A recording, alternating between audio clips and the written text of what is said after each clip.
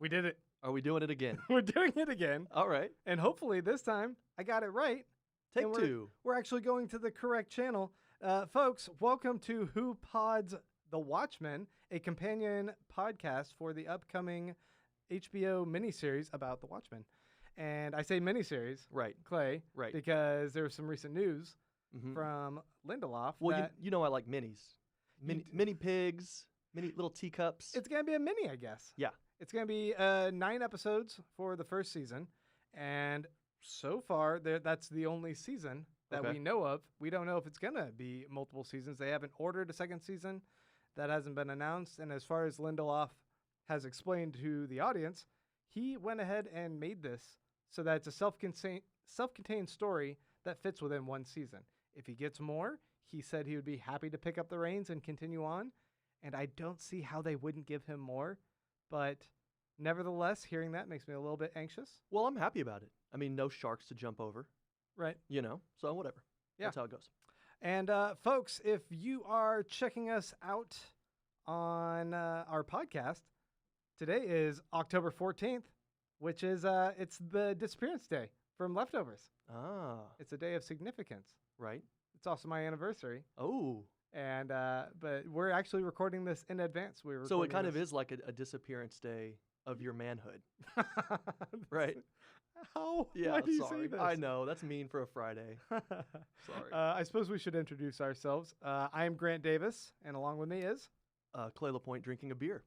Drinking a beer. And we are recording this. I say that if you're listening to this on the podcast, because we're also doing a live stream of this on YouTube right now. And so some people are presumably watching us, checking this out right now. Hopefully we had some technical difficulties and it wasn't actually streaming the initial time. We on the right recorded channel. we recorded into the void. No, well, I mean, it went up. It just Okay. went up. I had made a specific channel and sent out a link for everyone, but then I didn't link it properly to that link, so it just made its own new separate stream, and so people were over here on this one. Awesome. Yeah. Well, somebody found us, and I think that I don't know if people know why we're here on this Friday evening. No, A please. chilly Friday evening. It is. The temperature finally dropped here. The temperature in finally Austin. dropped. I'm in this nice little giddy up. Yeah, you got a know? little flannel going on. Yeah, so do you. Mm-hmm. Well, but instead of being home with our loved ones in front of a fire, we are here together in a cold, sterile recording studio to talk about something that might warm us up. Yeah, One of I would the hope so. greatest films of 2009. That's The Watchmen rich. movie.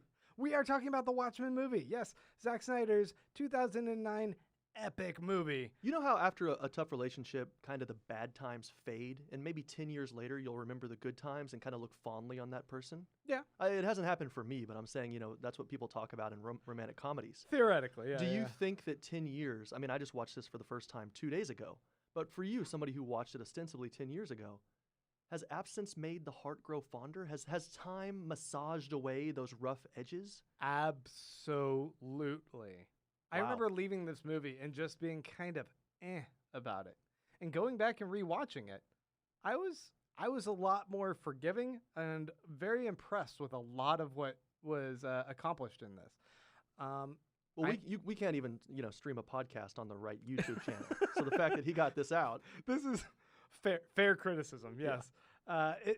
It is a very ambitious endeavor because the movie, I don't know if you know the full history, but this was like immediately optioned, like right in '86 when it was released. okay, Like they were already like, let's buy the movie rights, let's option this, let's see if we can develop a script, and it exchanged hands, but through quite a few people, I believe, trying to figure out like who might be able to adapt this properly, and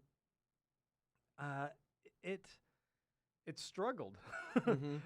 Like there was Bruckheimer decided to do Transformers. well, I mean, Joel Silver, I think, was one of the initial producers, but he wasn't gonna like do any of the directing. He was working alongside who's Terry Gilliam. Terry Gilliam was apparently going to take a stab at this, which is kind of weird. He's the guy who does like the Monty Python stuff. Okay. So I'm like, I don't know how that was gonna work out, but I know that like early on in the development of the films, there was scenes like The Watchmen were flying around the Statue of Liberty trying to stop a terrorist attack there. And Nice. they were the team, and someone goes like, That happened in X-Men. "Oh my God, it's a goddamn Watchmen," or something as a line. Like, That's perfect. they're actually called the Watchmen. That's the campy version you wanted? Yeah, that's perfect. With the lunchbox and with everything else. So what could have been? Like, that feels like even more of Alan Moore's nightmare than what we got here. For sure. Yeah. And Alan Moore, he's a crotchety old bitchy wizard. And everything's his nightmare, right? Right. Yeah. So, but, and that's the thing. I think initial impressions here, for me at least, what was bad, and I'm pointing to the comic book just as, my point of reference here, but what was bad about the movie? I tried to watch this movie a million times on different planes and flights and everything else, and I think I tried to watch it maybe in 2009. I don't remember. I remember a couple people actually liked it that I respected. You weren't one of them. But a couple Right. people said, "Oh, you should watch this," and I gave it a chance. I didn't like it. I finally got around to watching it, obviously, a couple days ago because I was reading the comic for the first time with you doing this podcast, and so we waited until the end of that, obviously. And I'm watching it a couple days ago, and I'm thinking, I might not love all the casting decisions, and I might not love the delivery of lines and some of the acting and everything, but for the most part, it's okay. It's just really stale, and it's just a piece of bread with not even peanut butter or margarine on it. It's just an adaptation that didn't need to be made if they weren't going to do anything new with it. I don't know, Yeah, I think that you probably had the same reaction as I did the first time I saw it, where there was a lot of hype going into it, and then once you kind of see it, you're like, it's a literal translation. It's a 1-to-1 Exactly. on almost everything across the board. There's a few pretty distinct deviations, and we'll talk about those in a bit. But I think for the most part, there's already like a deep reverence. There's the scariness of geeky fans getting angry, and you don't want to meet their ire. And if you do truly love this comic, you want to be as slavishly precise to it as you can. You're completely right, but I just want to. I think if you're making art, and there's an argument to be made that feature films these days are less and less even art and just a commercial enterprise to, I don't know. I don't want to go down that rabbit hole. But if you consider yourself even a modicum of what you're doing as art, right? Right. Wouldn't you think about putting your own spin on it, even however slight? To me, the filmmaker here, what's his name? Snyder, yeah. Okay. He's like somebody who he dreamt of opening a restaurant, and he was a great chef, and he was going to open his own restaurant. And then he just said, fuck it, and bought into a McDonald's franchise. It just made McDonald's food exactly the way he was taught at the McDonald's Food Academy or whatever. And he just was slinging out, Egg McMuffins and double QPs. And there's nothing wrong with that. But why even do it in the first place if you want to make your own movie and have your name up there on the silver screen? Why would you do it? So I just don't understand. Again, this wasn't bad, but why was it made? It's like going into a room and you're like, ooh, there's not even a draft in here. It's kind of stale. Some people don't read books. Some people don't read comics. But That's true. It's a great story that could theoretically be translated and have the same amount of impact and weight. So if you're illiterate, this is the way to experience The Watchmen. If you're illiterate and you can't read the comic. Right. Okay. Listeners, we just did a 12-part series where we went issue by issue of the original comic, and we broke it down and had a really deep discussion about a lot of the issues that were going on in this, and I found that to be very rewarding. I think it's an amazing book, and we wouldn't be doing this podcast if we didn't love the source material. So I do think there's value in wanting to adapt it and try and put it on there, even if it's going to be a literal 1-to-1 kind of translation. And but it wasn't even that. He doesn't get the deeper subtext of what's going on because it's too much of surface level pump. Let me just say this. Okay. And this addresses a listener question we had a few weeks ago. I'll just say thank God Lindelof is not doing a recreation or adaptation of the comic. When I found out that, after seeing this, it just makes me even happier the fact that he's picking up 30 years later and doing his own thing. Right. not weighed down by the pressure and expectations of delivering what the fans want, because he can do whatever he wants now, and if the fans like it, they can watch it. If not, they don't have to watch it. Yeah. So I don't know. I just kind of looking back on this now, thank God he doesn't have to deal with this, because that movie, it was like, okay, it was one of these, right? And I think I've talked about bad movies I've seen on the podcast. Yeah. Okay, and I've only walked out of one movie in the theater. I didn't necessarily need to turn this one off or walk out of the bedroom where I was watching it. I say the bedroom where I was watching it. My bedroom. It's not like I'm just going into a random bedroom to watch this movie. What creepy ass bedroom are you Yeah, I going like to into? sneak into the neighbor's house whenever I have to rent something on Amazon, so it goes on their account and not mine. This does sound like you. Yeah. So I didn't have to turn it off necessarily, but afterwards I kind of thought, I'd rather just like do a puzzle or something. Do a puzzle or look up vacation ideas or anything, really. Crochet maybe. Get into a new hobby. But so I don't know. And I think we talked about the fact that you saw it 10 years ago. And had you seen it since, or was there kind of like a 10-year hammock? Yeah, I hadn't really seen this. No, I hadn't gone back to this. I hadn't gone back to the comic at all, so I hadn't revisited anything. Okay. And so all of this is a pretty fresh and new kind of like reevaluation. Cool. Now, I wanted to go ahead and I want to jump into talking about the comic, but I was looking the other day at some of the concept art, and I really thought, you know what, it would be fun, a little bit funny, if we could go in and check out some of the concept art that was going on for this movie, and just check it out and discuss some of these things. Here, what on earth is going on here? Let me. I'm gonna pull some of this up. Too many tabs? Yeah, I think so. Oh, the tab monster got you. Come on. So, let's take a look at let's start up here. So, Paul Greengrass was going to apparently take this on, and he had some interesting looking concept art going on for this. Oh man, folks, if you are just listening to the podcast, I pulled up the tiniest image possible. Get your magnifying glass out. That is awful.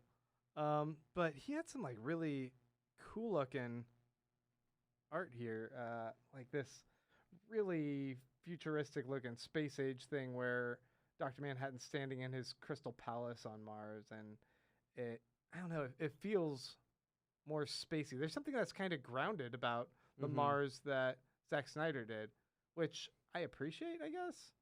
Like, but this feels like the weight of space in this concept art that we're looking at here. You see that and feel that expanse. I saw some very funny looking images though of concept art that was developed through the years of Rorschach, and that's like Mad Max Rorschach. There is like a Rorschach who looks like angry, and his face is like painted on with the makeup, and it looks like hardcore gritty. There's another version of this where he's actually he's got a plastic mask that like folds down over top of his face, and he looks kind of like metal. It seems a little bit what's that called? Cyberpunk, like a cyberpunk version of it. Here's here's another one of just the head, the mask how it folds down, and looking at some of this concept art of other developments, like he's a chimney sweep at the right. Yeah. When I see like how other people could have adapted this, I'm like, well, if you put it in that context, this is not so bad. Yeah, and why does he have implants on his forehead? I don't know, like metal implants for it. Like, check out these drawings, these sketches for Dr. Manhattan. Like, Dr. Manhattan here has it looks like he's got a webbed neck, and like his intestines are kind of showing a little bit through. It looks like, or like, yeah. Oh God, I can't see that. That's the Slender Man. Like, what were they thinking for this? And then I wanted to show you just one more here of Night Owl. There's this Night Owl that is wearing this sexy metal armor. And yeah, but like 1989 Clay would have loved that. Yeah, it looks very 90s. Yeah. And yeah, so when I look at like all the different iterations, that's almost a little Black Panther-esque, no? What people were considering when they were doing like these sketches of some of these characters, I'm like, well, it's not so bad. It could have been worse. Yeah, exactly. Yeah. And that's why again, I don't think the movie was bad. I just don't know why it was made if that's all they were going to do with it. Yeah, maybe underwhelming, but not bad. Anyway, Oh, there's the best graphic. let's go back. Let's go back to that one. Just the back to the picture of us. That's the best graphic. Yeah. Yeah. So, did you have a way you wanted to tackle this? Did you want to go through any categories? We have any questions from people? What's going on? Well, I need some structure in my life, man. I'm a little lost right now. there are 3 versions of this movie. There is the original theatrical, which I believe you watched. That's correct. There is a director's cut, which ends up tossing in an extra 30 minutes or so. And then there's an ultimate cut, which tosses in an additional 30 minutes, mostly of the Black Freighter animated comic strip. With Gerard Butler. I had seen the theatrical one when it came out, and I did not see the director's cut, but I did actually ask a bunch of people on Instagram, like, which one should I watch? And I ended up watching the ultimate, although a bunch of people said, no, you should probably watch the director's cut. Yeah. And they were right, because the ultimate does have the Black Freighter comic in there with Gerard Butler, and it adds nothing of value to that movie. It detracts. In fact, it's all these scenes are crowbarred in there, but they're not spliced in a way where they're drawing the parallels between the story of the comic and the scenes in the movie, right? Like that was a lot of what was going on with the juxtaposition. Which I think would be hard to do in a movie. It is hard to do, but instead they just kind of like there's a buildup of a scene and all of a sudden it just drops into the comic going for another like 5 minutes. I'm like, what the fuck is this? It's awful. God. Oh yeah, it's really bad. Oh. So you did not miss out on anything there. Thank God. Okay.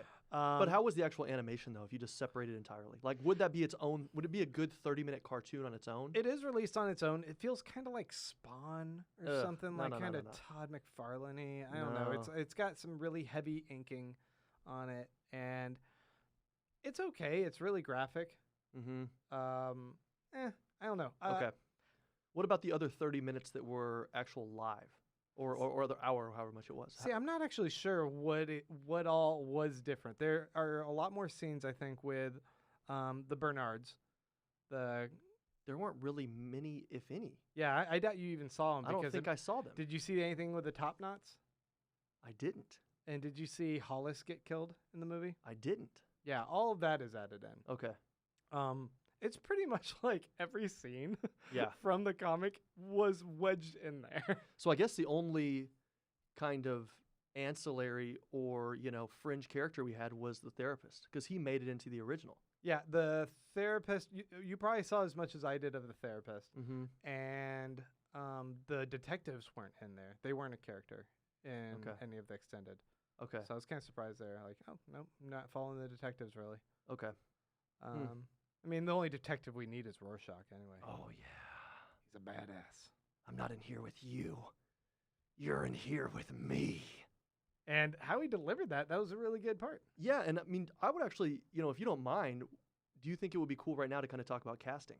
Our favorite, our worst, Let's middle do of the that. pack? Okay, cool. Yeah. And again, I think I'm coming at this probably to the disappointment of viewers and listeners as somebody who doesn't know names. I think I watch a lot of stuff, but I kind of read more than anything else.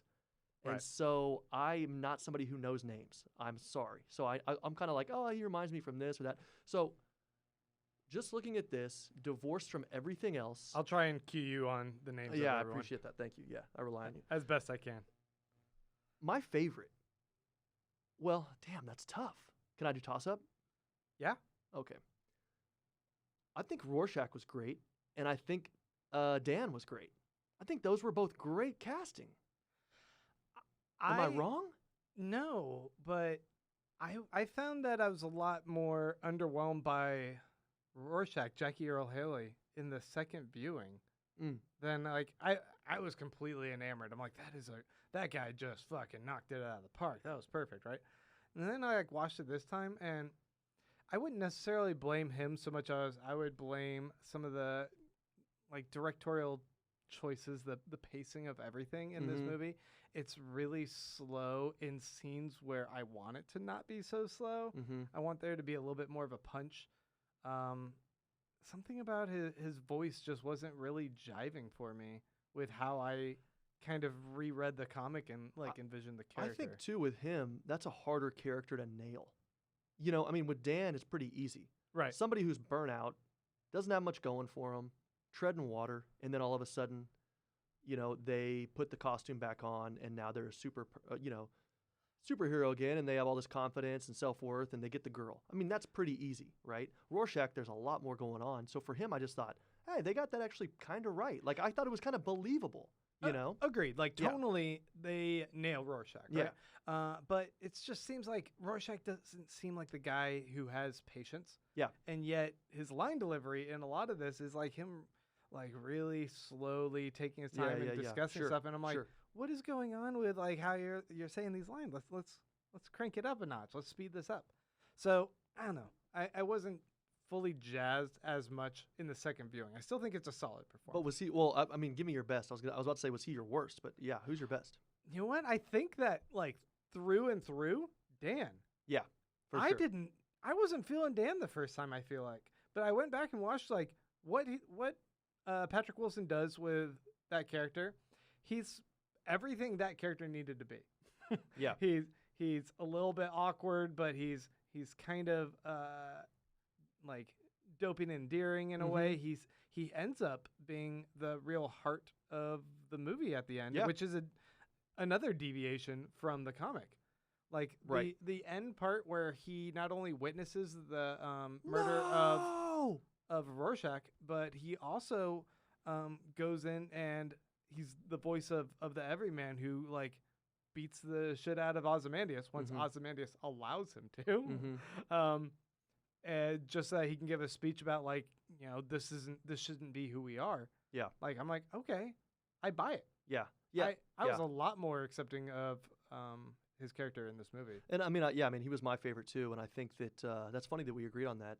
I think too, for him, he had a lot to do, and I think he did nail what he had to do. But it's kind of like he was like the Alex Smith. Or are you going to get the NFL reference? Yeah, that's a 49ers reference. Well, yeah, and then of course, and now shit, he's moved on, but because then Kaepernick took over, then there was the whole thing. But they would always call him a game manager as if it was something bad. And there's not necessarily something bad about that if he does a good job. And I think he just kind of did what he had to do. It's like Jack Shepherd, man. Jack Shepherd's the best, and everyone gives him a hard time. From Lost? Yeah. Yeah. I don't give him a hard time.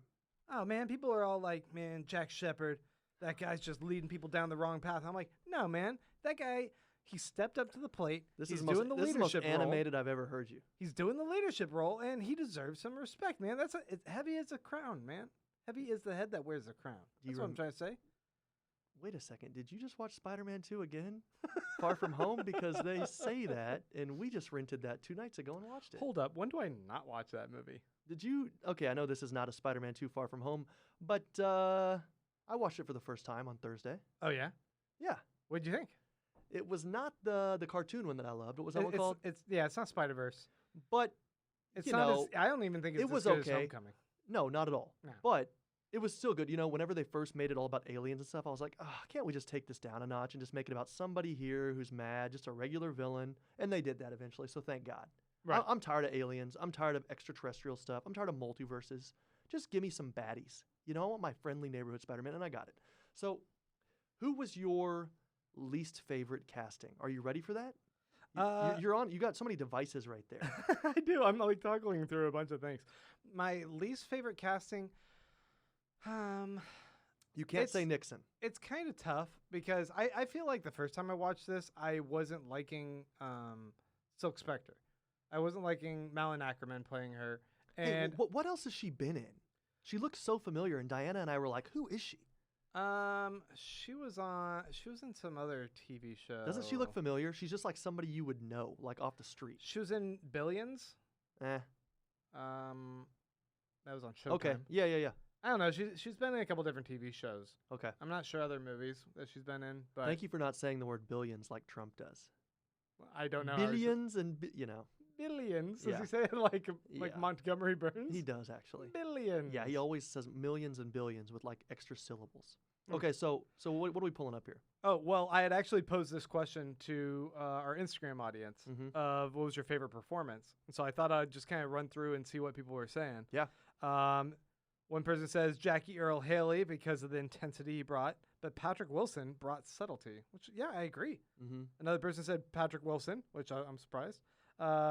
Rorschach, Once again, Rorschach, Mike Moody says nobody.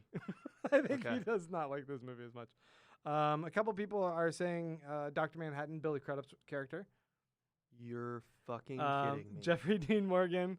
Well, I think, let's go ahead and get into that. Was it opposite day? No one put Malin Ackerman. And again, I don't know any of these names you're saying. My least favorite performance was Ozymandias. I don't think Matthew Good was the character to play Ozymandias. His last name is Good? Yeah. Well, that's funny, because that was awful. It was bad, It should be Matthew Bad. Matthew Sad. Like a Trump tweet. We're just going back to Trump. Got him. Yeah. Zing. No, it was just, I just don't know. What did he add? Again, like, what did this movie add to the comic book? What did he add to the movie? I have no idea. At first, I was actually going to say Dr. Manhattan was my least favorite casting, but I actually think he worked after a while because he was supposed to be someone who was a little bit hesitant to do anything and aloof. Yeah, so I kind of thought, oh, his voice is a little bit not what I thought it would be, etc. But it actually kind of works because that's him. He's not some giant, you know what I mean? He's not an imposing figure. So I kind of thought, okay, I'll give him a pass on that because maybe he's doing what he's supposed to do. But you're right. What did Ozymandias add? It was milquetoast. It was fucking milquetoast. I don't know what that dude's accent is, but it was everywhere. I was like, are you Australian? Are you British? It was like he was recreating that weird transatlantic thing from the 1930s, It was bizarre. It was such a weird accent. Yeah, he's watched too many old black and white movies when they do that bullshit fake American accent. I don't think I like how that character was depicted in its entirety. And you know what? In 2009, we had CGI back then. But in 2019, I think that would have been maybe so much better. Just the whole layer and all that stuff. They obviously threw a shit ton of money at this. Just getting the licensing for the Dylan song, baby. That was the best part of the movie, was listening to Bob Dylan. But they could have done a better job with the whole layer. They could have done a better job with his office. They could have done a better job with him overall by selecting a different person and bumping up what he was doing. I don't know. I agree. That was awful. Yeah.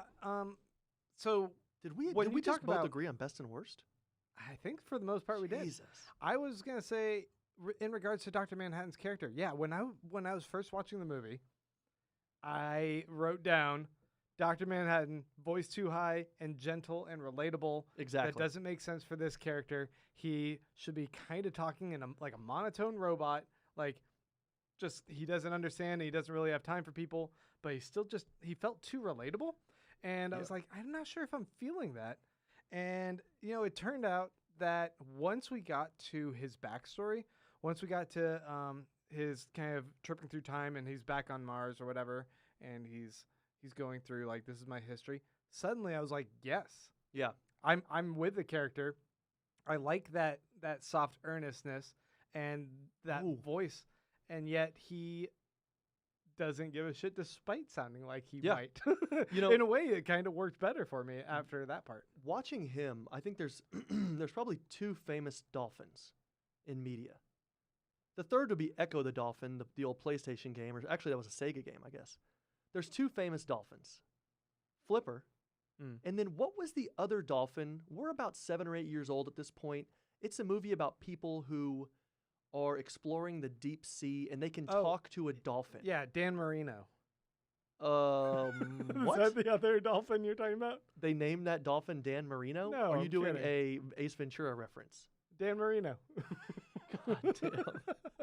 No, I don't know what other dolphin. Echo and Okay, there was a dolphin Flipper. where they were living in an underground sea observatory. It wasn't Sea Lab or something, but they were living there. Okay. And they're exploring the depths, and there was a dolphin they could talk to. And it would just come up, and it would help them do things. It was kind of like Lassie, but underwater. Okay. It was a collie, but underwater. It would come up, and it would do stuff, and they would love it. They would pat it, and it would talk to them, Yeah. That's what this guy was like.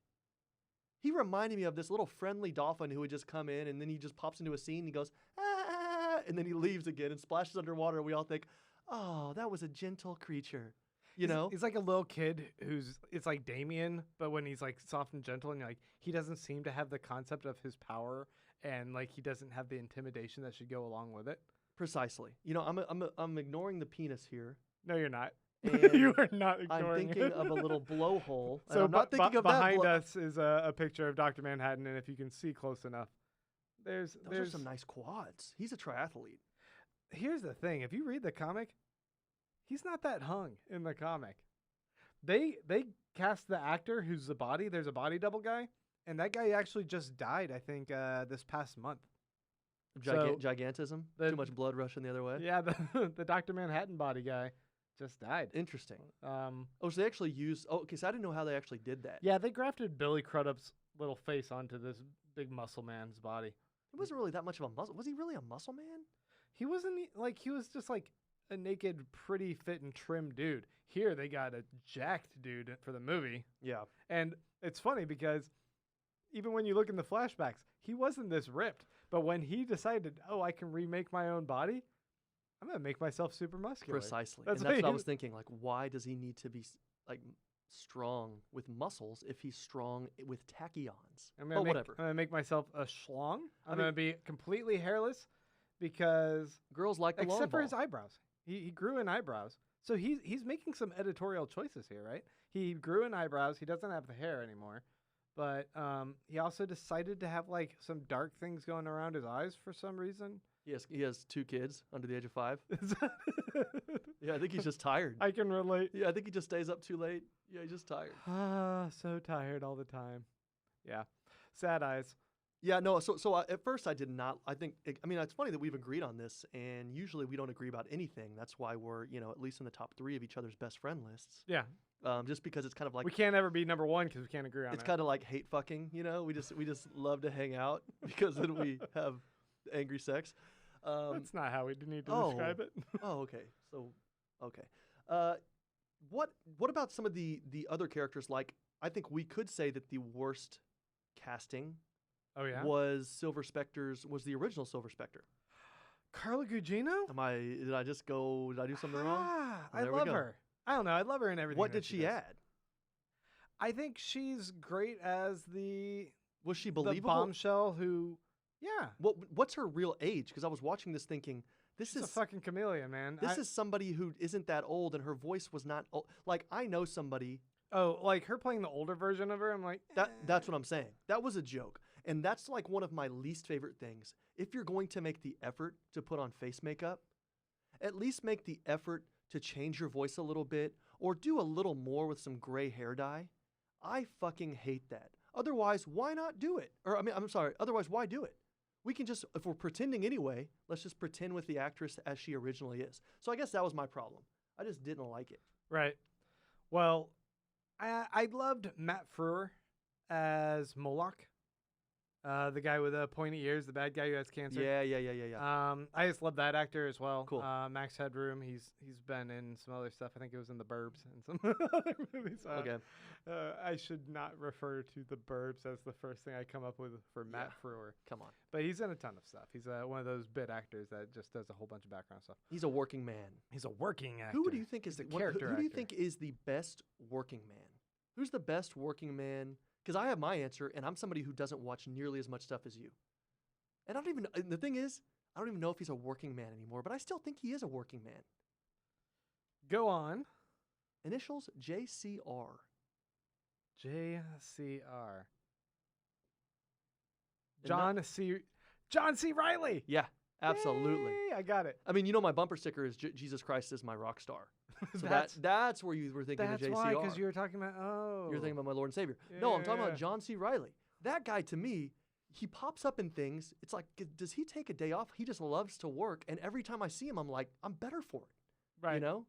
Give me yours. Man, Samuel L. Jackson. Is he too A-lister for me to say a working man? He's way, I mean, if John C. Riley is, yeah, for sure. Yeah, I mean, he's A-lister now, but look at that guy's You're right. IMDb. He works. Yeah. He's got so many creds. Does he have do either of those people, either of those individuals, do you think they have a happy home life, or are they away on the road too much? I don't know. Chasing that, I actually chasing think that that white whale. I thought Samuel L. Jackson does, but I also think he just doesn't know how to say no to a role.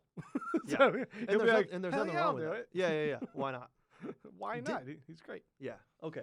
All right, so let's go ahead and let's jump back to talking about the movie. So I want to talk about, well, like, we've already gone through this. Let's take an overall impression first off. Did you like the movie? How about that? Just that question. Did you like it in itself? No, I did not like it, but I didn't like it. And I'm sorry to answer that as a lawyer would with choice C when you gave me A and B, but like, I just didn't I didn't turn it off like I've done with other movies. I didn't move on to the next thing. I actually watched it. I know it was a homework assignment, so I had to, but I didn't enjoy it. And for me to like something, I have to at least enjoy it or learn something from it. Sometimes, like, look, you can either like something because you enjoy it. There's like a hedonistic aspect, or you can like something because you learn something. Like, no one likes going to the fucking Holocaust Museum, but we learned something, so you can say, okay, that was valuable, right? That was a valuable part of, time that I spent doing that. This, I got neither hedonistic pleasure or any education out of it. So I did not like it. That I didn't hate it, but I didn't like it.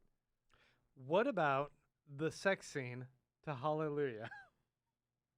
Yeah. That's not even my favorite version of the song, and that speaks to this movie. That's not even my favorite version of the song.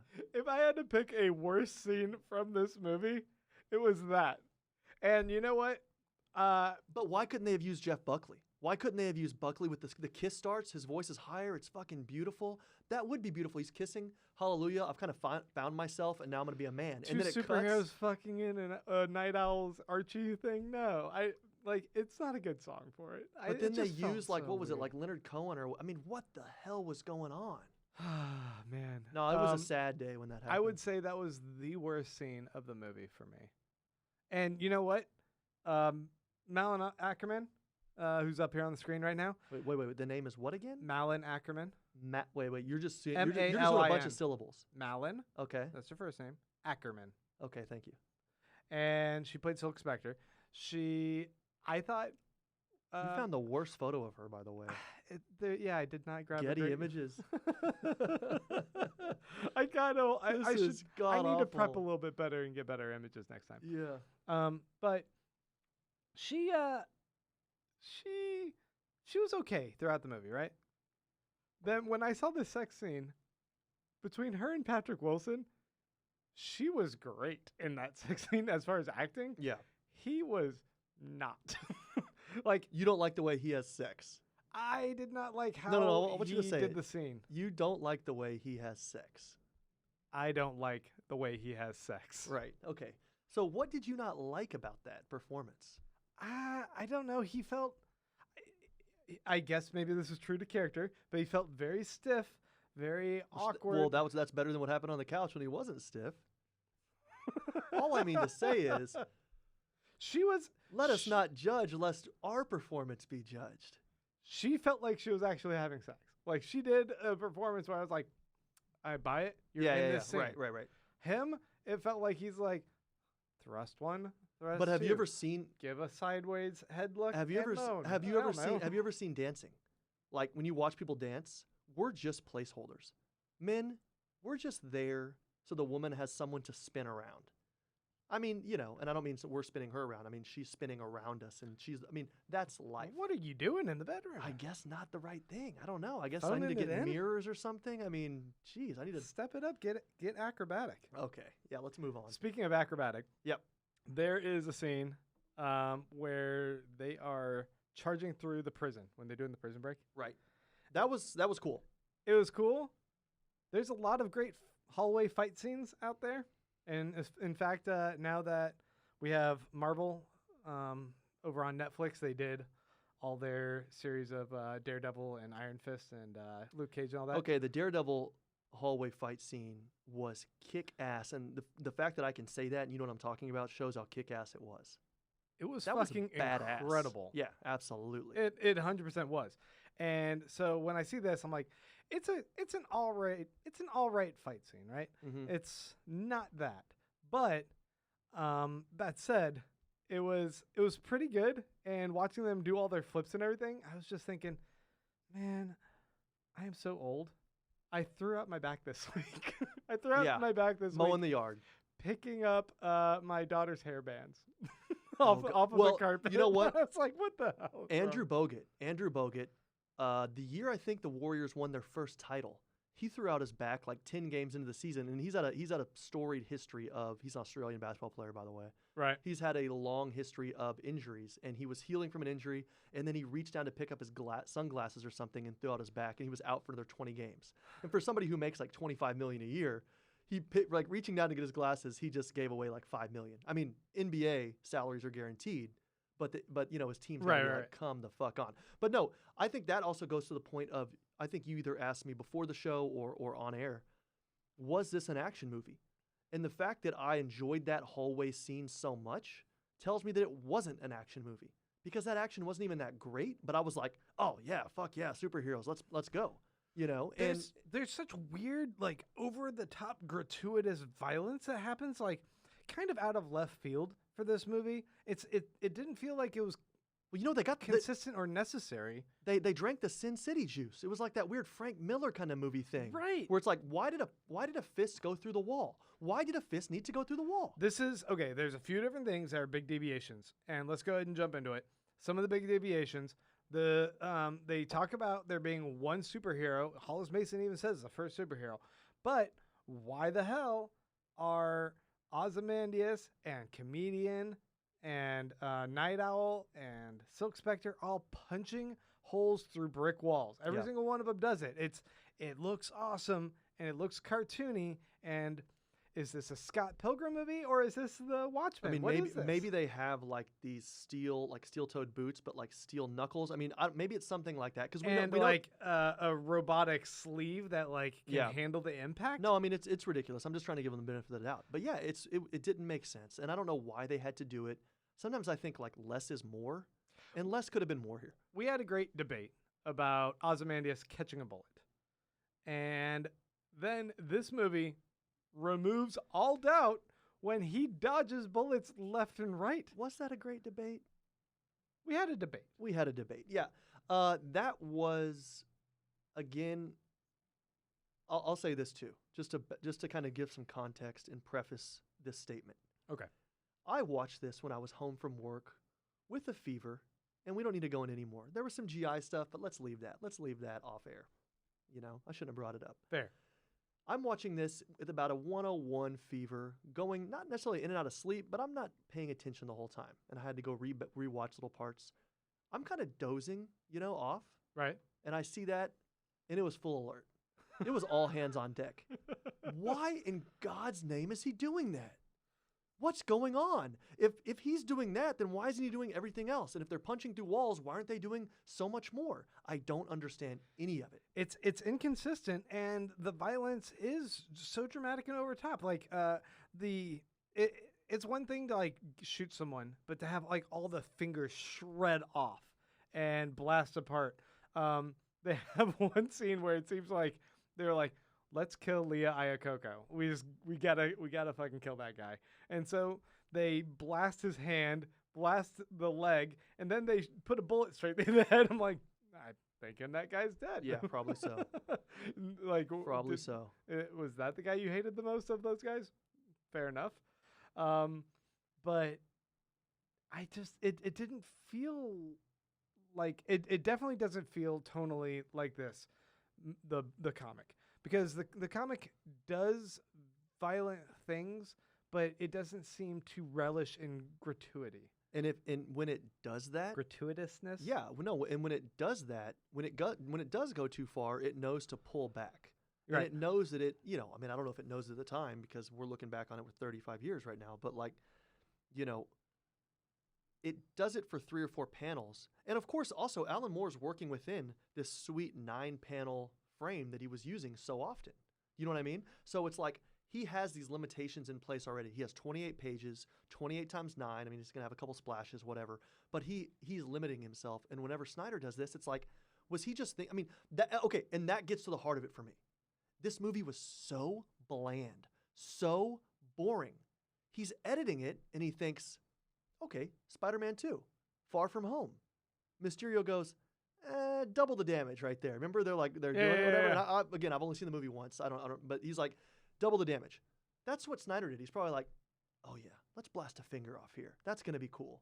You know, and it's like, dude, you're just coloring by numbers. You're thinking, oh, let's get a PG-13 rating. It felt like there was whatever it was. there's a degree of embarrassment of how slow this movie is, and I think it's wanting to have both worlds. You want an action-packed action hero movie, and you want the moody, analytical, like even to a degree existential analysis that's going on in Watchmen.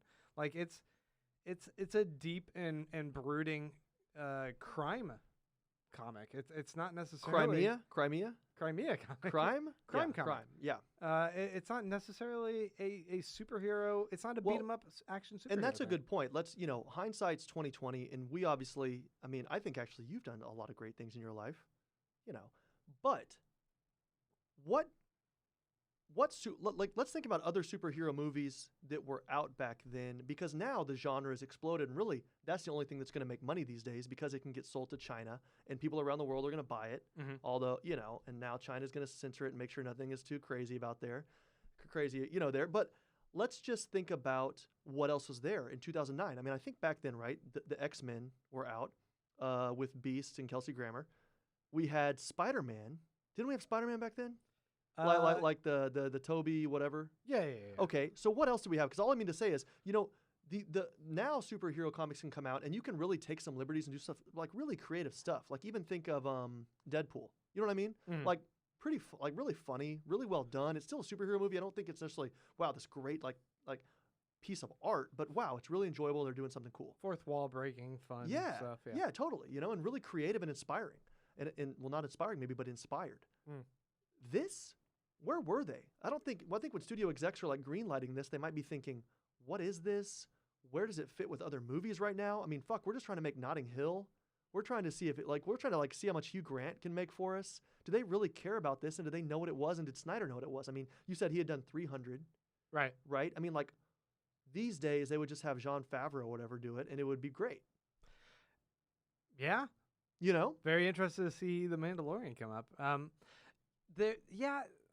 I was watching just earlier today this behind the scenes of how they wrote The Office, and they were the American one. The American one, and they were talking about the Michael Scott character, Steve Carell, and how in the very first season they did 6 episodes for the first season. It's a really short season, and when they made it, they didn't get great ratings. It was actually, if you watch that first season, it feels a lot different than the rest of the show. It's restrained and kind of awkward. Yeah. But what happened during the off season is that Steve Carell's movie, The 40-Year-Old Virgin, came out. And suddenly that guy blew up, and everyone loves that guy and wanted, and then what they got was show notes from the execs. And the execs were like, here's what you need to do to adjust this. You need to add a little, 20% more heart to the Michael Scott character. Make us, you can still have him be awful and tone deaf to everyone else and whatever, but make there be a little level of redemption. Make him a little bit more lovable than David Brent on the BBC. Which version. Works really well with British humor, but not so much to American audiences, where it just is really grating. And they were dead right. Yeah. Whereas you get show notes about I wonder if the show notes they got for Watchmen, let me tie this back. Is that they were like, you know what? This is still going to be marketed as a superhero movie. And among the competition in 2008, we just had Iron Man come out. Mm-hmm. And then we are also now coming right up into competition with Thor and Captain America. And and then we just had all of the Dark Knight movies as well. So this is the expectation. These are kind of what we're dealing with. Dark Knight. This is the tone of what movies are coming out right now. So if you're going to present a superhero movie or a movie that involves superheroes, we need you to punch up those scenes. Yeah. And they need to have that bang. You need to blast through. We need to see bricks crumbling. Yeah. Yeah. And it was a mistake. Of course. It absolutely was. It undercuts the very human element of these people being completely out of their depth. In fact, we need to talk about the other big deviation, the end. And what they do with, instead of having the big monster, the big tentacle monster, Ozymandias actually plays it up that they don't need an alien from outer space. They need the alien that's here at home who's Dr. Manhattan, which I think is actually a pretty clever approach. Yeah. For them to do that. And why did they do that? Yeah, well, Did they run out of money for the tentacle monster? well, I think it would be a little bit weird. Was this like Game of Thrones where he says goodbye to Ghost from afar? And we're like, pet your dog that's running to battle with you. And he does it because I guess it was expensive? Bye, Bubastis. God damn. Jesus. No, I mean, I think that it was a matter of it being just easier. And maybe it made a little bit more sense. Yeah. Like, if you just drop a tentacle monster that is so out of left field and so surreal for the rest of this world that they've constructed, and it requires a lot of silly explanation, right? You would have to have A director's cut. You would have, even in the director's cut, with all the other stuff that he padded out there was no mention of all the people on the boat working on a monster. There was no artists and a secret island and all of that other backstory. Like, that's another 15, 20 minutes of just trying to explain how one even comes up with this, how one has to justify. And then we have a telepathic child that's killed and the brain's implanted. Right. What is with that weird shit too? That like Alan Moore is like, oh, psychics are real. It's 80s. It's the 80s, man. So like, there's all those elements that they were able to just side cut. I think by going, wait, we already have our alien. Our alien is this jaded and disassociated Dr. Manhattan character who has godlike abilities, and if we make him into the villain, like he's a perfect fall guy. And if he's made into the fall guy after the fact, he won't care because he still doesn't care about humanity. Yeah. So I thought it was a really clever approach. Like, let's go ahead and bomb millions to save billions, as he says. And in that regard, that one sold me a bit more, especially on rewatch. It's because you're a 36-year-old man? I'm a 36-year-old man. It's because you're a 36-year-old man. Yeah. If you were a 12-year-old, target audience, you would have wanted the tentacle monster. But yeah, no, I wanted the tentacle monster when I saw this movie 10 years ago. Yeah. Yeah, 12 years ago, whatever it was. Yeah. No, I mean, I think you're right. That actually made sense to me a little bit. It still did not make the movie any better, but I kind of thought, okay, that at least there's a reason to it, maybe, we can ascribe some type of logic to that, and I don't know that we could ascribe that to the other changes that were made. Well, I also discussed this a little bit earlier, but to revisit it, I did really appreciate how tightly or how much better they handled the final climax in this than in the comic. Like, in the comic, remember, it was like really rushed, the conversation. Like, yeah, he kills a bunch of people, and then like suddenly this is why I do it. You're good, right? By Ozymandias. Yeah, it was just like, yeah, we have to do this and go along with it. And then Night Owl's like, shrug, okay, and I didn't buy it. Yeah. I didn't buy that that Night Owl would just like go with the flow and be like, cool, yeah. I didn't buy that Silk Spectre would go unquestioningly. Dr. Manhattan, sure. I get that, like, he's so analytical, he would process it and go, yes, this is the only plan, I'm going to have to go with it. But Rorschach, of course, being defiant makes sense. It didn't make sense for those other two characters. And how they address it here, it's accepted that not only will Night Owl and Silk Spectre, they'll not make waves, right? That's what's going on. Yeah. They disagree with what happened. They think it's atrocious, but they're not going to make waves. They'll hush. They'll play the game if that's what they need to do because the damage is done. Mm-hmm. But Rorschach, of course, won't. So that's why he had to be dealt with. And I thought logically that made sense how they played that whole ending out. I liked it. I agree. I thought it was great. And I think that we actually saw some emotion. We're in a lot of agreement here Yeah, today. I like this. This is nice. In the fact that we already talked about this, but Dan shows some emotion as well after Rorschach's kill. And it was so needed. It definitely was, and it just made sense. And, it was kind of contrived, but, like, it doesn't matter because it was needed. We didn't have that in the comic. So, yeah, okay, cool move there. Let me ask you this. Okay. Best, or I don't know about best, most enjoyable surprise? The musical choices. It's a bit of a mixed bag because I think that you don't like to have sex to Hallelujah. I didn't care for that or one. Maybe you do, but you also don't like to watch others. I don't like the composed music on here. I thought that it is kind of awkward through most of the movie. There's a part where Rorschach is giving his speech about Pagliacci or whatever the clown that cries, and the background music and his whole line delivery is awful. It was awful in that scene. He's so slow about it. It doesn't feel like he even believes what he's talking about. It's just like I'm reading a script almost. It's a guy telling a joke that doesn't even seem to find the humor in the joke. It's weird. So I didn't like that. I didn't like the background music that was going on there. There's one part though where Silk Spectre gets into Night Owl, and while she's in there, there's like suddenly this like really funky synthwave 80s riff that's going on that's not matched anywhere else in the movie. And I'm like, I don't know what's going on with the background music, but I'm digging it. No, for sure. And it was like, are we watching like The Explorers or some shit? Like some 80s movie? I'm Is this early cool. Daft Punk? And then that's not replicated anywhere else throughout the movie.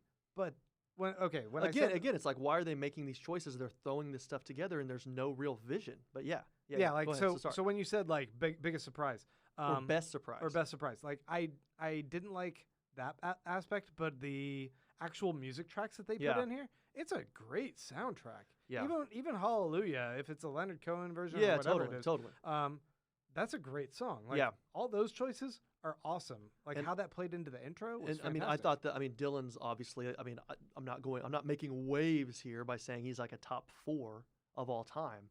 You know, for me, you love Dylan. I do love Bob Dylan. I think everybody does, right? But like, that was fun to watch just because it was kind of like that intro was almost like watching Forrest Gump. You know, it's just like fun to kind of watch that Americana and listen to something like that and think about like the 60s or whatever. Right. That was cool. So I did like that.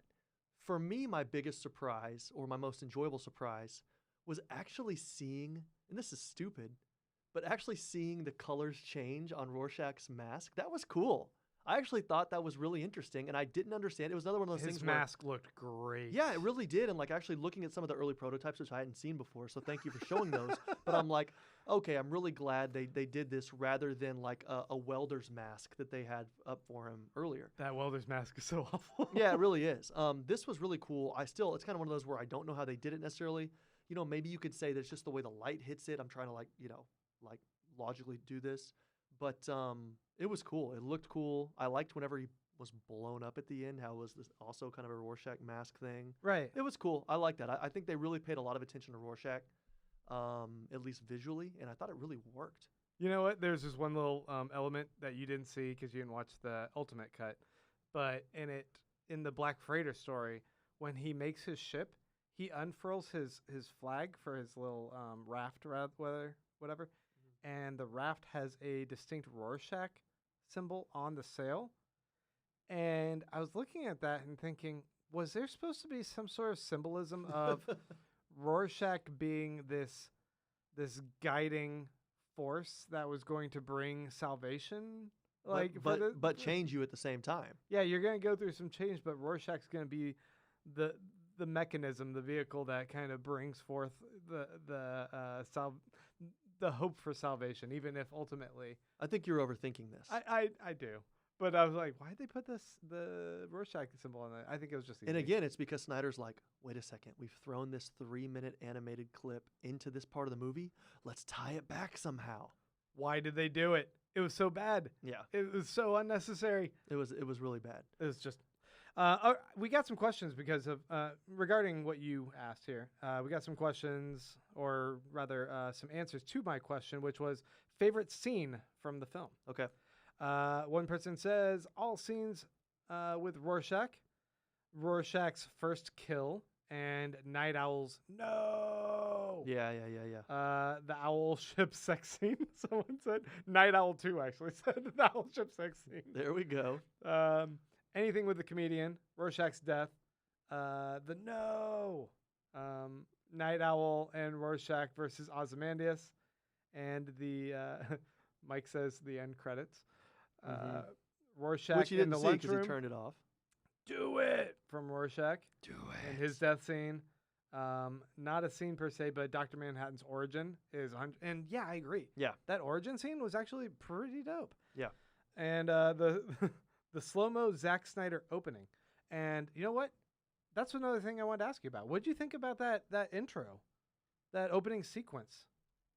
I thought it was cool. I thought it. That's kind one of, that has like the Dylan song. It Playing, had right? well. So are we talking about before that? Because before that we have the whole fight, and then you have the smiley face thing and the blood and all that, right? So when you say intro, do you mean? Yeah, no. The credits scene where it's like that was way cool. Time has changed. That was way cool. We had kind of like the tea stain sepia kind of thing going. I love that. I thought that was really enjoyable, and I thought that the part before that was cool too. You know, where it was kind of like the zoom in or zoom out, kind of like Alan Moore does. Right. Yeah, there we go. Yeah. I thought that was a lot of fun. You know, it kind of spoke to like a simpler time, and just like he did in the comic where things weren't as complicated. They didn't have nuclear weapons, you know, and it was just good guys and bad guys. Here we have that. It was kind of fun. They do some neat nods. They have like there's a little subtle scene of Night Owl punching out a dude, which I have the scene pulled up here, and you see in the background what are obviously supposed to be Batman's parents, the Waynes, and there's little Batman posters in the background here, or whatever they're saying. So he's supposed to be like he stopped the murder of Batman's parents and prevented Batman from becoming real, but he's Night Owl, who's basically a proxy for him. Did you notice this, or did you see it on Reddit? I saw that on Reddit, but I don't mean to call you out. I was just curious. I feel like when I actually saw this didn't in the notice beginning. I didn't notice this. I think that when I saw it in the beginning, I did notice it. Damn. But okay, cool. Anyway, I just like going through that, like how that played to Zack Snyder's sensibilities of these kind of slow-mo shots, and they're all really iconic scenes. I feel like that's his bread and butter. Yeah. And he was best able to exemplify that in his intro credit sequence. Totally. But I mean, we would see these super sweet kind of artistic lunging scenes in 300 that worked so well. They were this contre-jour kind of thing where the light was really hard. It just worked really well. And that was some of the most enjoyable parts of 300. And this kind of was like that. You slow it down, you concentrate on one thing, one motion. It's done really well. I thought that was done really, really well. Yeah. But, you know, we could have done a 15-minute web thing on Funny or Die or something. We didn't need this. Right. Whatever. So that's there's some other issues I had in this movie. One of our favorite scenes that we liked discussing when we were going through the comic was the therapist. Yeah. That scene was really rushed. Yeah. And it was just like one therapy session, and by the end of it, the therapist goes, I can't help him, and like walks out. I'm like, the fuck was that? Like, for something that was like given a lot of consideration in the book, there's like 3 or 4 visits. It's all within one comic issue. But like he keeps going back, and like he thinks he's kind of peeling apart the layers until it seems like Rorschach is breaking him down. Like that had so much more power and weight, and like was revealing about the Rorschach character than what they gave us here. And I was like, why did they do that? And the thing is, to make that a good scene, you don't have to spend millions of dollars on CGI. No. You literally have to tell the character, hey, right there, hold that silence for an extra 3 seconds and let it smolder. You know? Right. Let there be a pregnant pause for 3 seconds so we can get a little bit anxious. Like, have you ever been pulled over by a cop and he answers you like a second and a half too, long. He waits like a second and a half to answer you instead of half a second to respond to you. Yeah. And you're kind of sitting there, and that second seems like a millennium because you're like, what the fuck is he thinking? Does he smell anything? Does he do? You know what I mean? That's what they could have done here, and it would have been so easy just to let them wait an extra 2 seconds between each response. And they don't do it, and I just fundamentally don't understand that. It was such a shitty scene. It was so boring. It was like you're saying. It was so, form or whatever over style over substance. Right. It was just like, why couldn't he have realized that? But on the flip side, they added in a scene that totally wasn't in the comic, where during the prison break, once he breaks out, he breaks into the evidence room or whatever, and he's like, where's my mask, to that guy, to the therapist. And the therapist is there cowering, and he takes and pulls down his mask and then says, now tell me what you see. And I was like, fuck, that is a great line. That was awesome to see. It's a huge payoff, I thought, for an otherwise undeserving scene with that character. Like that would have had so much more weight if that therapy scene was better, but it was still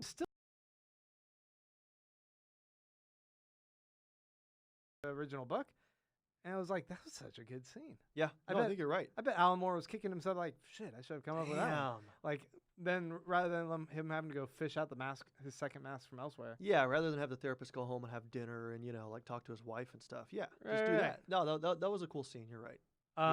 The violence there was also pretty brutal. When he's Oh, God. pouring the oil on that guy. In that, and I could not watch them cutting off the hands. It was just, I mean, I can't handle gratuitous violence. Right. I turned away for that one. Oh, or like when he's chopping that guy's head. Oh, yeah, no, that's Like, another one. Yeah. What I did take from that, though, like when you read the story in the comic, it doesn't feel like Rorschach. It doesn't feel so earned when it's talking about like that's the one that broke him. That's the one that made him have his big mental break.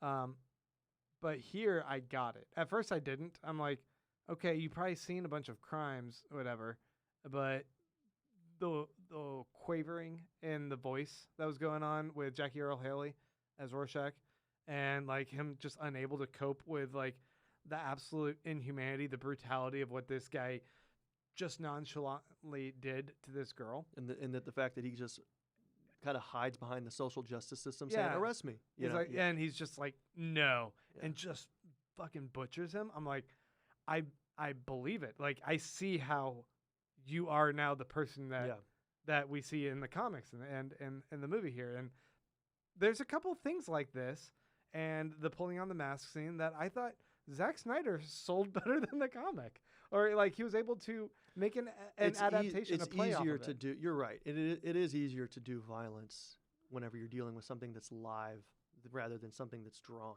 But right. Yeah, you're completely right. Yeah, I couldn't watch that, but it made sense. Yeah. I have a few other notes. I was just gonna run through real quick. Nixon looking like Dick Tracy was fucking ridiculous. Yeah, I don't know what they were doing. There's so many better lookalikes. I mean, didn't Saddam Hussein have like 4 or 5 lookalikes? Yeah, I guess so. What's going on? Anyway, his doppelgangers. Yeah, we could have done better. It looked so awful. I was just thinking like, what was that movie? Frost Nixon or whatever. Yeah, I was like, yeah. Question. He looked great there. Diana and I were talking about this. You might know the answer. In a movie when they need like a baby, I'm talking baby, infant. Yeah. How do they get a newborn? Who signs up their kid? Is it like just you're like, oh, you might even know it has a newborn? Legally, my understanding is that they're just not allowed to film them until they're at least like 6 weeks old. So what they'll do is they'll get a preemie that like grew until 6 weeks, and then they'll like butter them up with a bunch of oil or whatever. They just have to. But how do the parents? How do they literally find these babies? Do parents put their kids on a website, a database? Hollywood, baby. people want to. They just go hit up people at the hospital or people that are about to have a baby, and they're like, "Hey, would you sign up for your baby after they're born to be able to be on this thing?" Yeah, man. This is amazing. Okay. All right. Thanks. Question asked. I wanted to ask you how you feel about the sugar cubes. We didn't see them. Yeah, we didn't see them, and I think it was a huge oversight.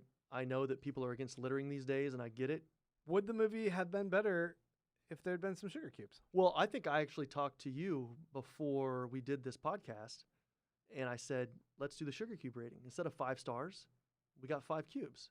So how many cubes? And I just mean to say that's how much I think about the cubes in my life day to day. I like this rating idea, and yeah. So are we gonna rate this? Well, we don't have to do it now, but I just meant to set that up. At the end, we're gonna rate this. Okay, I just meant to say that's how central the cubes are to me, and the fact they didn't even make an appearance here. Well, I mean, he was eating the cold beans, but he's not eating the cubes. Right? Where's the cubes? Come on, Snyder, give me some sweet. Okay. The scene with the prison breakout where they have the door swinging back and forth. Yeah. And you can see into it as he's approaching the guy. Yeah. It was really cool. Yeah, it was done well. It was they probably did like 1 or 2 beats too many. Like it probably should have like swung twice and I would have gotten it. And they did it like 4 times. Yeah, like, because I was watching it and I thought, oh, this is cool. And then I'm sure Zack Snyder also thought, oh, this is cool. I'm going to show off here. And so he does it too long. Again, he's like a little baby. Yes. I wanted to to talk about that handshake that we really liked between Rorschach and Night Owl. Was not a thing here. It wasn't as awkward. It was kind of normal. They kind of looked down for a second in surprise, but it wasn't like he was holding on too long. My favorite musical cue was actually all along the Watchtower when they hit that note. Yeah. Right as Dr. Manhattan's like, okay, let's go back to Earth to Laurie. And then we see the sweet-ass Archie flying through Antarctica. And it's like, dun, dun, dun, dun, dun. Yeah. So good. Yeah, that was cool. It was done well. It was a great and necessary song to have in there anyway, but what a great beat. Let's see. There's I feel like that pretty much covers it. They did change it to, I hear that Ronald Reagan is going to run. Yeah, why did they do that? That whole denouement was not good. No. I don't know. They had Laurie say the line, "Nothing ever ends," instead of Dr. Manhattan. Yeah. And I feel like that completely undercut the weight of him saying that. Like, it was supposed to be this moment of self-doubt with Ozymandias when he's like, did I do the right thing? I ended it, right? I ended the conflict. And then Dr. Manhattan's like, nothing ends. Nothing ever ends. Yeah. And it's like, how could you think that? Everything's going to cycle back. We're all blips, but everything's going to cycle. Anyway, that's that was the one part where also just what a mistake. How many cubes? I would give this out of 5. Out of 5? It would have been lower before. I'm going to give it 3. I'm going to give it 3 cubes. Okay. I actually thought it's a little bit better than half. It's a solid. There are some beautiful scenes that are cut right from the comic and just translated. The people that do the set decor and the lighting and the special effects and all this, they did a fantastic job. You know, do you remember like making dioramas when you were a kid? Yeah. If you had one of these people as your parents, do you think your diorama would have been the best? Hell yeah. Yeah, of course. That would have been sweet. You get the leg up. I would hope they would teach me though. I carry on the craft. Right. I mean, I was going to do a 2 just because I thought it was just so boring. But again, you're right. And looking at some of the early concept art and everything like that, I think a 3 is justified, and that's fine. But again, it just goes to show that a 3 you're not really excited to see. A 3 is kind of like I think about this, right? If there's a cable rewatchable, and that means that you're going to have to watch the commercials. Just think about cable in the old days. You know, so this is actually a fascinating test. Yeah. Yes. So it's like, okay, will I watch this for 3.5 hours? Will I watch a 2-hour movie for 3.5 hours on a Sunday afternoon when I could be doing something else? Right. Would this be in a 3 is not a cable rewatchable. Like I would watch like John Wick 2, of course, because that's a 5. And I would spend another hour and a half watching commercials. But I don't think I would watch anything as a cable rewatchable. But that's 2019. I would seek it out. That's 2019. I know. Yeah. Man, no. I do I need to drop it down? I agree, but I'm saying a cable rewatch must be a 4 or 5. A 4 would be a rewatch, and a 5 is like a rewatch every day. A 5 is Spider-Man Into the Spider-Verse, right? Oh yeah. That maybe is a 6. I don't even know. But I don't know, because you say, I mean, that this is a different topic, and I'll just say it really quickly.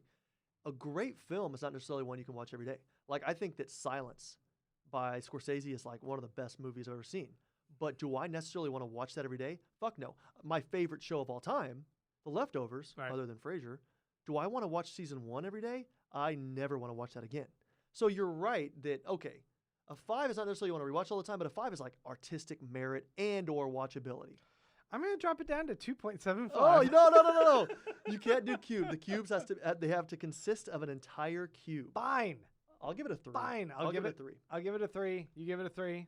What was Daredevil? Daredevil's not the TV show. 1. Yeah, exactly. Okay. Okay. What was Snakes on a Plane?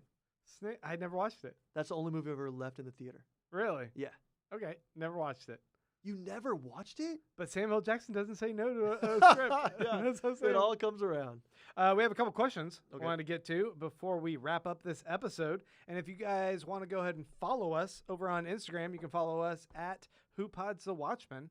And there you can go ahead and ask us questions whenever. Slide into Grant's DMs. We're going to be probably putting up question posts every week before the episode comes out, so you guys can ask us questions while we do the episodes. Because we're going to be talking about these. We're going to be talking about every episode of The Watchmen as it comes out on HBO that night, right after it drops. Do we know like a should specific, be ready for you in the morning? Do we know a specific time we're doing that? So that if people want to watch on the TV if we're going to live stream. Yeah. Man, I don't know. I feel like I might be in my gym jams on a Sunday night. I feel like 10 p.m. might be good. This is 10 p.m. Central? 10 p.m. Central? Central Standard? Yeah. We could do this. We could do this kind of setup. This would work. Yeah. If you guys want to tune in, you can follow along with us. We can discuss it.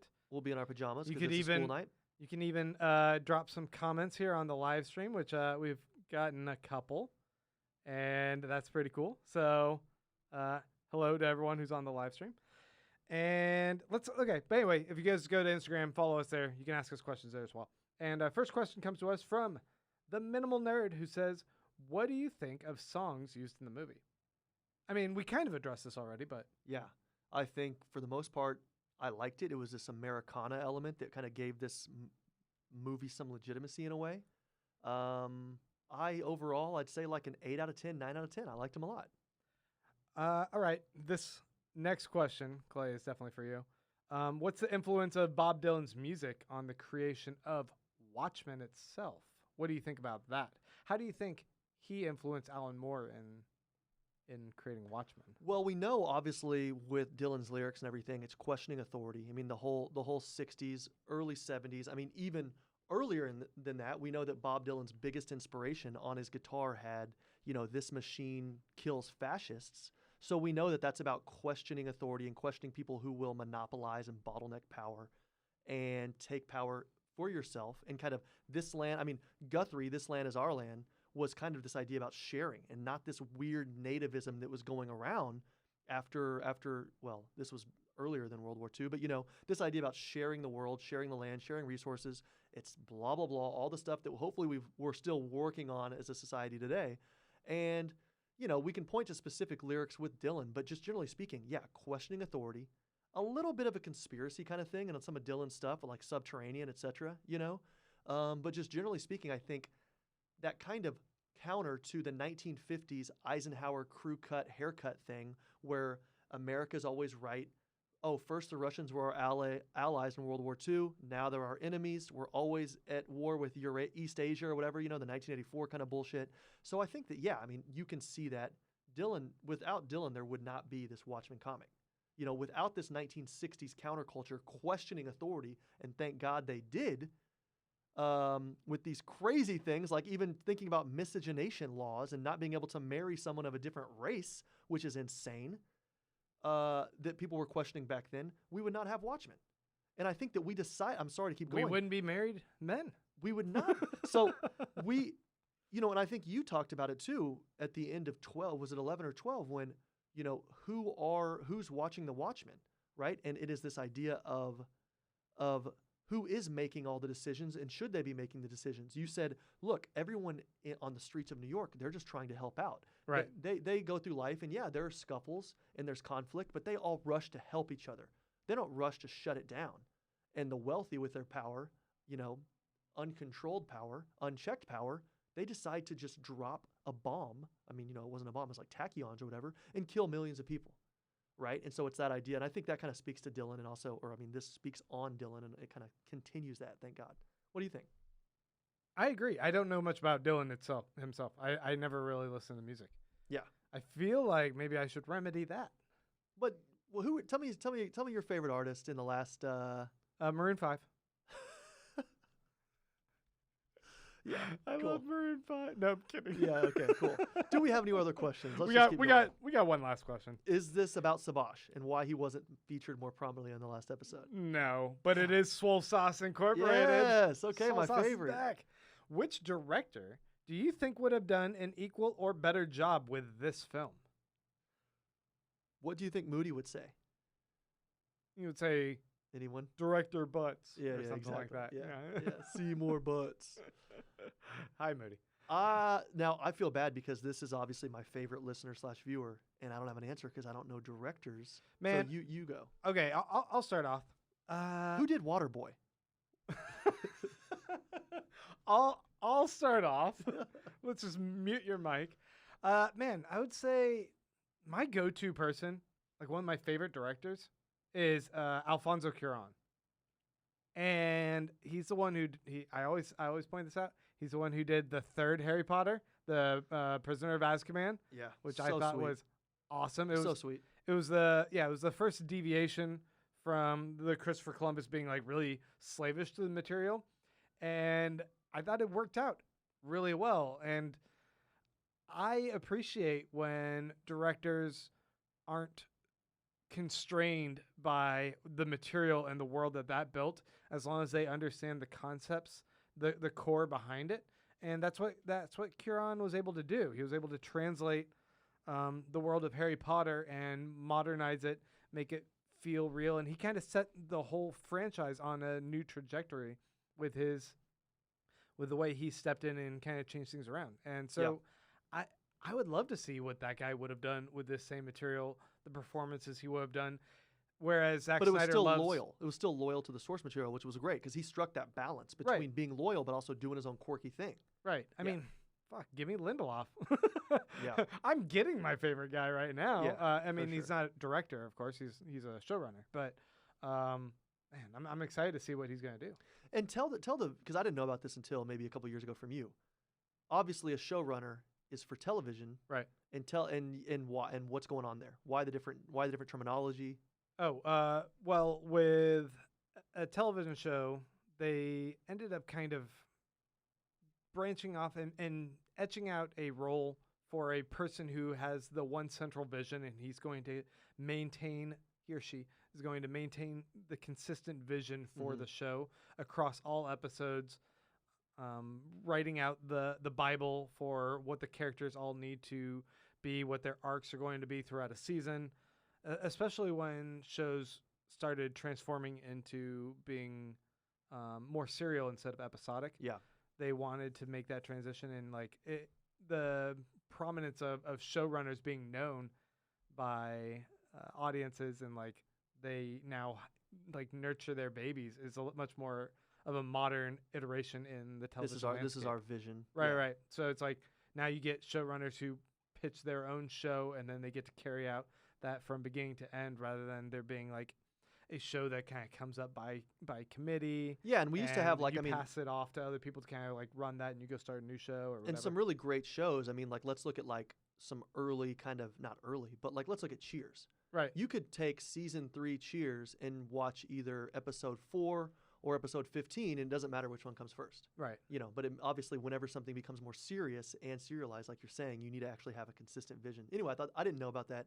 Just sharing it with the listeners or viewers because I didn't know about that. Yeah, and so the showrunner will not only work with the writer's room, they'll kind of cast out here's the entire season, here's the arc, so we're going to hit all the beats.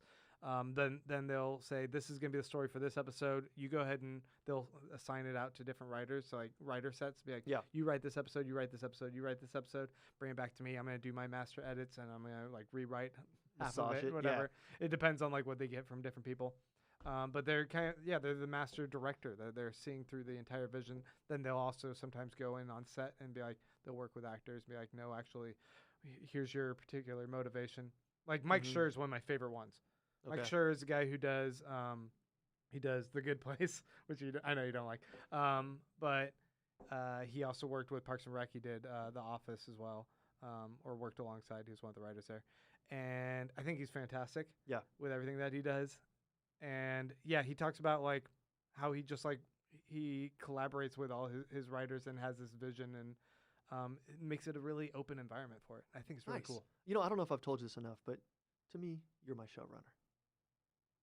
Is that nice? So, did we have any other corny? Did we have any other questions? Are we going to address anything before the show starts? Are we doing anything else for the next week? You know what? I was thinking we have 12. We have not 12. We have 9 a guest. days. We have a guest, a friend I want to bring in to talk about his experience with working on the movies back in the late 90s, early Nice. before this iteration got made. I think that'd be really cool to chat with him about Yeah. that. We'll see if I'm able to schedule that in before this. But otherwise, maybe we should do a little bit of a recap, or we'll just kind of go into this fresh.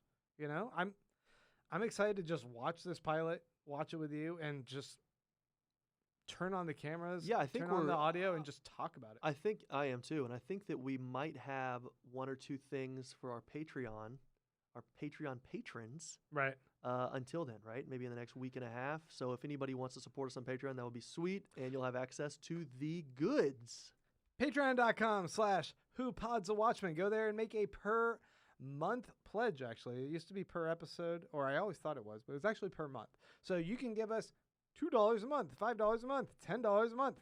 You can kind of set your limit of what you want to give us per month, and we put a little bonus exclusive content in there just for you guys. We'll have little discussions of like, here's other things that we recommend that you guys be checking out after Watchmen, or here's the different characters and how they relate to different junk foods, or Yeah, whatever we might talk about. Yeah. So yeah, go help support us if you guys like what you're hearing. We would love to have you guys there helping us out, and we will try to make that worth your money. And again, if it's $2, it doesn't have to be worth much. Yeah. So we'll just get up and just blabber. We will phone it the fuck in. No. Yeah, I'm just going to like clean my glasses for 20 minutes a week. Yeah, no, it's going to be great. So cool. I'm looking forward to that. Yeah. And again, I think for people who don't know, I think you do know if you're listening or watching, the show is going to start when?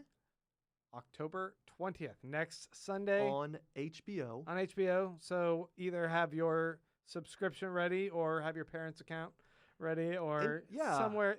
People are getting their HBO for free somehow. Yeah, let's share. So, and you know, in HBO, the letters HIBOU is owl in French. Night owl. HBO. Hibu. Something to think about. I had the camera on me the whole time. I just realized. So people saw how me impressed looking you were. at you going, what? Like, why are we wrapping this up? All right, well, hey, look, I had fun. Thank you very much for making me watch this movie. Actually, I don't know about that. You know, I'm glad I got it out of the way. Yeah, it's done. It's a done deal. Folks, want to thank you so much for checking in and tuning in this week. We'll be back next week, of course, to talk about the brand new first episode, the premiere of Watchmen on HBO. We're super excited to have you guys join us. And until then, goodbye. Bye. Bye. Let's end this broadcast. Finish.